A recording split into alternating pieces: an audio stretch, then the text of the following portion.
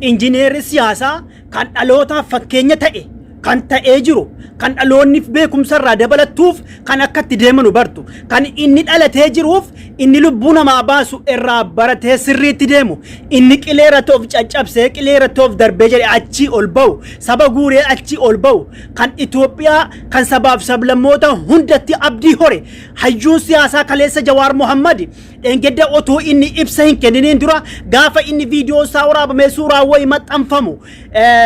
alaabaa Itoophiyaa dudubba fannifatee jira sana dabalatee gizee inni dhengedda Keeniyaa dhaqu sanas dabalatee wanna hedduu erga inni dhengedda viidiyoo isaa afaan Amaaraatiin afaan Oromootiin bahe waan bukeeffamaa jiru waan gingilfamaa jiru waan waliin qacaaphamaa jiru waliin laalla hunduma isaa bal'inaa waliin laalla insha Allahu rabbuna yoo rabbiin nu gargaare ammallee Jawaar Mohammad ibsa inni kenne namni cuftuu dhaggeeffate nafa Oromoon beenne nafa Amaaraan beenne hundaafuu kennee jira akkatti eegamaaruun taane inni rakkoo isaanii manne sulma rakkoo Oromootiif hidhame erga bahe rakkoo kana na hidhaniin maal na ta'an hin jenne ammas rakkoo jirtu himee kan Oromiyaa darbee Oromiyaaf nagaa hawwuu bira darbee Oromiyaaf falmuu bira darbee kaleessa ibsi Jawaar Mohammad kenne Itoophiyaa sabaaf sablammoota Itoophiyaa guutummaatti kaleessa fudhatama argate kan karaa laayiviitii karaa viiyuutii rikeerdii cabse kan 27 daawwatameefi kan haasawoonni achi keessaa bahe dullachaaf dullattii daa'imaaf xiqqaa fi guddaa sabaaf Oromoo kan Oromoo hin taane guutuu Itoophiyaatti abdii hore beela kana keessaa bahuuf lola kana keessaa bahu ilmoo isaa akka nagaan guddifatuuf ofii akka nagaa argatee jiraatuuf kan kaleessa ibsa kenne miidiyaa waggaa lamaan booda amata lamaan booda natti fakkaata yoon dogoggorellee dhiifama kan kaleessa ibsa kenne Jawaar Mohammad nama hundaaf nama hunda qalbii isaa qabbaneessee gammachuutti buuse kanarratti engedda gaafa inni miidiyaatti bahaara jedhamee suuraan isaa baafamee maxxanfamu alaabaa Itoophiyaa dudubbaa qaba warri namaameen zaalimni warri namiimaan warri jeddu namaa lamaan ni deemanu li'annahu namiimaa jechuun indoom rabbiin biratti namni akkanaa kun namiimaan kan nama jedduu deemtu kan si fakkaattu kan na fakkaataa si fakkaattu kan gara tokkotti hin cinne fakkeenya yoon isiin kaase yoo muslima fakkaate masgida itu xaaqiyyaa keewwattee hareeda dheereffattee yoo masgida baatee beeti kiristaanaa itu masqala keewwattee waan kiristaanni fayyadamtee dhattu garuu inni si namaan galu warri akkanaa warri maqaa waraana bilisummaa Oromootiin Jawaariin maqaa xureessuuf waraana Oromoo maqaa xureessuudha jettee waywaataa turte dhengedda Keeniyaa dhaqe Jawaar jettee iyyaa turte dadhabde kaleessa dhengedda gizee inni ibsa kennu otuu waan isaa addan barii maal laa ta'umtini dubbate kun akka carraa itti nuuf bahaa jechuudha waa'ee alaabaa Jawaar isin Oromoo rajaa jirtan Jawaar isin sabab dhaabbateedhaa turtan Jawaar isin sabab yaadeedhaa turtan kan waraana Oromoo bilisummaa Oromoo nuti hin jibba jennaan hin jibbu jettan kunoo alaabaa Itoophiyaa fannifate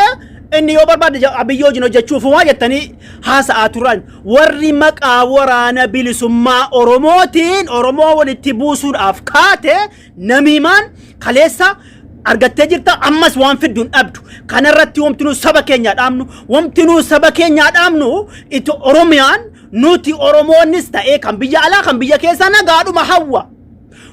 kaleessa Jawaar gizee ibsa kennu dhaggeeffatani jalmarroon gizee ibsa BBC wajjin godhe sagaleen isaa kan yoommoo ta'u dhaggeeffatanii jirtan dhageessanii jirtani insha Allahu rabbuna yoo rabbiin na gargaare kan Jawaar dhageessanii kan marroos gara duubaarratti kan Jawaar illee dhageessan insha Allah isiniif maxxansa viidiyoo isaa yoo yeroon naa gahe yaani isinuma fakkeenya kaasuma dhageessanii jirtani warri akkanaa kun warri jedduu namaa deemu kun waraana bilisummaa Oromootii fi Jawaarii walitti buusuudhaaf tattaaffii godhan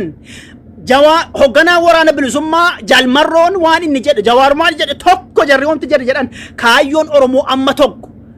Oromoon wal qoqqoodaan jiru paartii wal qoqqoodaan jiru Oromoon tokko ta'ee gizee inni biyyattii guddifna jedhee deemaa kanatti warri olii gadii fiiganii warri maqaa bilisummaa Oromootiin mootummaa sin fakkaanne bakki jarri dhahaan namaan galu dhaamni jaraa namaan galu eduu jarri dhufan namaan galu namiimaan warri jedduu namaa deemtu akkanatti olii gadii maqaa Jawaar balleessuudha jettani kaleessa ibsa Jawaar kenneme kaleessa ibsa Jawaar kenne isa Tigraay isa Amaaraa isa Oromiyaa nagaa wayya dhengedda osoo nuti himnu balaa kanatti galame amma gommaan lama dhaqee otobisiin gommaan lama qileerra jira duddubbasii hafte immoo of duuba deebisuu wayyaa nagaa wayya jennaan sabaaf sablammoota bar oromiyaa qofan baanu Itoophiyaa fayyaan baana warri baartii badhaadhinaa deeggaranu warri mootummaa kana deeggaranu hangamiif hangam kaleessa Jawaar biratti fudhatama argate amaarri kan Oromoo jibbanu nafxinyaan jechuudha warri Oromoo jibbanu kun kaleessa yoo ta'e kan biyyattii kana ceesisa jennee yaannu kan biyyattii kanatti nagaa buusu Jawaar Muhammad yani abdii irra kaatanii jira rabbumaa wajjin amma warri maqaaf Oromoo bar amma osoo jarri arrabsa hin guban warra maqaa Oromoo jarri afaan Oromoo dubbatani laka maallaqa nyaatan ta'ee fi akkasumaan iyyan ta'e akkasumaan waywaatan ta'e kan waa takka argan inni maallaqaaf hojjetu inni mootummaa jala galee maallaqaa jedhee iyyu inni maallaqaaf jedhee saba Oromoo lamaa waliin bukeessisiisu kun maallaqaa jedheeti edabu har'a buluuf jedheeti maallaqaa jedheeti namiimaan kan gariinfaa waraana bilisummaa Oromoof kaatee baddaatti seenantu jiru jarri akkasii kun mootummaa biraayis waa argatanitti fakkaatu Allahu alam kana adda baasisanii himuu hin danda'u akkasuma miidiyaa irra fiiganii nageenyaan fedhanu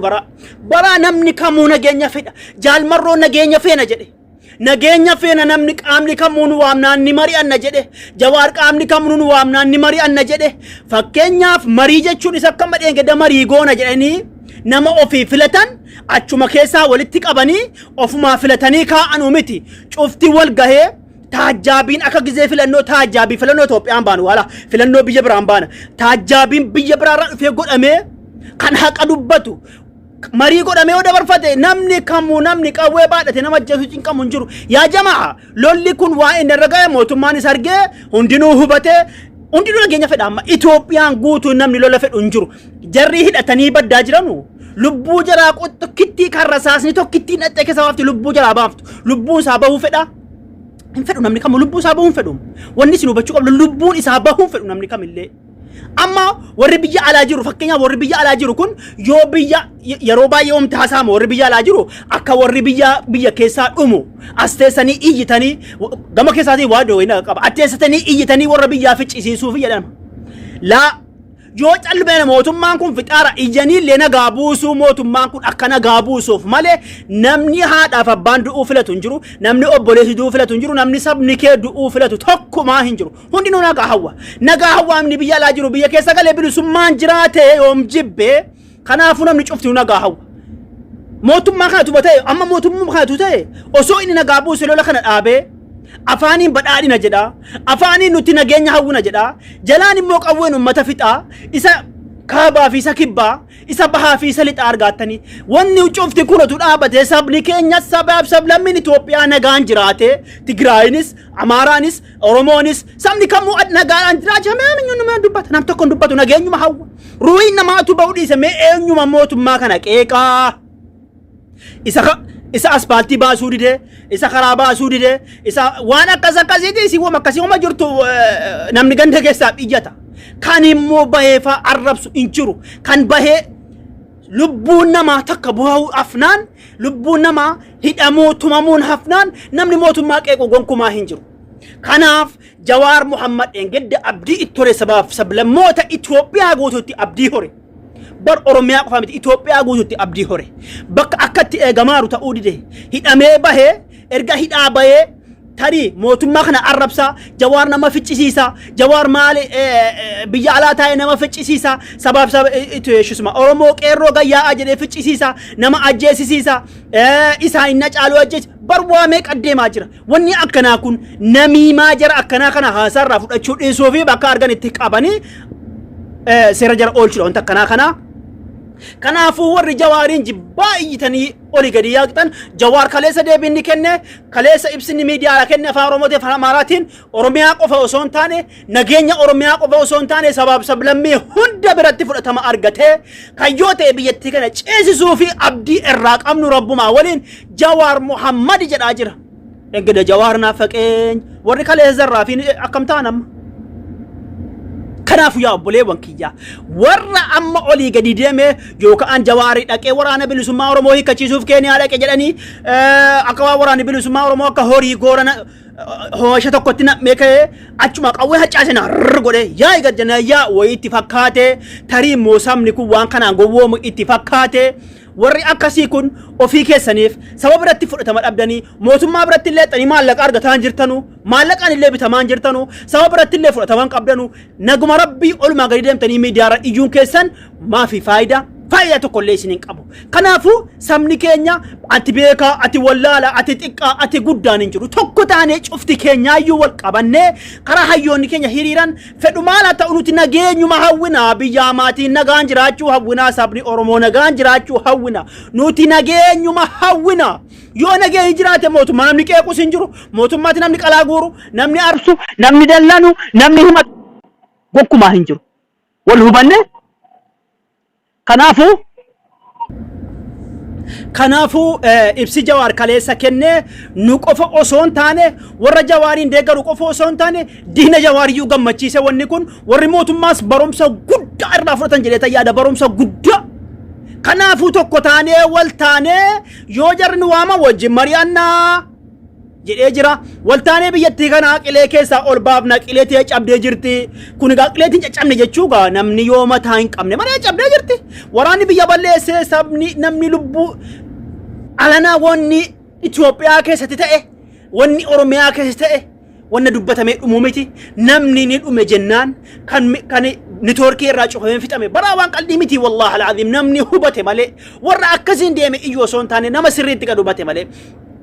Kanaafuu cufti nu nageenya hawaa Jawaaris nageenyuma labsaa jira Marroonis nageenyuma labsaa jira mootummaan kunis akka waan kana fudhatu abdii qabna akka nageenyi marii nageenyaa kan jedhamu sun kan marii nageenyaa jedhamu naannoo keessatti qofa namni walitti qabamee ofii filatamee osoo hin taane nama saba bakka hundaa isa kaabaa kana ta'ee isa Oromiyaa kee ta'ee isa waraana bosona jiru ta'ee cufti isaatu bakka tokkotti waa marii godhameellee nuti iyyuu jaallanna. Kanaafuu nageenya hawwina lubbuun saba keenya akka maramu lubbuun nama kamiyyuu amma warra lolaaru wal lolaaru kana keessa yoo Tigraay fudhanne amma fakkeenyaaf Tigraay yoo fudhanne Tigraay ammi taankii qabatee deemaaruuf ammi bahee baddaa jiru lolu hammi dhume hanga qaba xiqqoodha inni dhume eenyuun miskiina warra mana jiru Oromiyaa keessa inni bosona jiru isa bosonaan jiru lollaa dhiifameeti isa mana keessaa fixamaa jira Oromiyaa isa mana keessaa dhumaa jira qotee bulaa dhumaa jira jaratti beelli bu'aara. Kanaaf lolli jibbame kanaaf lolli kamiyyuu hin tarkaanfatamu danda'ame lolaa wanni takka lolaan hin bulchaa lolaan hin biyya jilbeenfachiise ofitti bulchaan hin danda'amu ila Jawaar Muhammadiga hayyuun siyaasaa doktorri siyaasaa injineerrii himee jira obboleewwan kiyya yoo kanarraa barumsa fudhanne nuti inni miidiyaarra oolullee ta'e warri mootummaa keessa jiran ta'e hayyuu siyaasaa kanarraa yoo fudhanne nageenyi labsame rabbiin biyya keenyatti nagaa haa buusu siniin jecha obboleewwan kiyya haga viidiyoo biraatiin walitti deebinutti nagaa naa jiraadhaa galatooma.